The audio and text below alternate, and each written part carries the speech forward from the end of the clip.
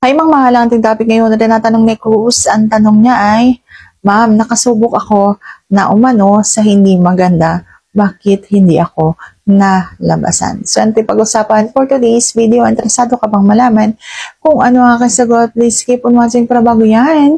Kung bago ka pa lang sa akin channel, please consider to like this video and subscribe my channel.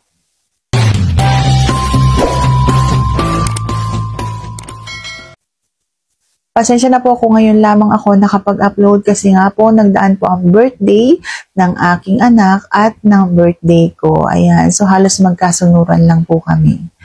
So, ang sagot sa tanong ni Cruz ay, ang isang lalaki kasi bago yan malabasan, dapat gustong-gusto niya yung kanyang kaanuhan. Yung kahit na tinititigan lang niya, pinapanood lang niya, malalabasan na siya. Ganun po. Ang isang lalaki kasi hindi katulad ng isang babae na kailangan may nararamdaman. Yung halimbawa, hinahagod ng hinahagod, yan, malalabasan yan.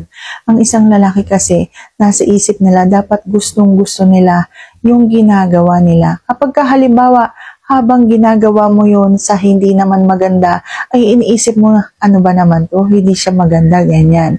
So, mawawalan ka talaga ng gana.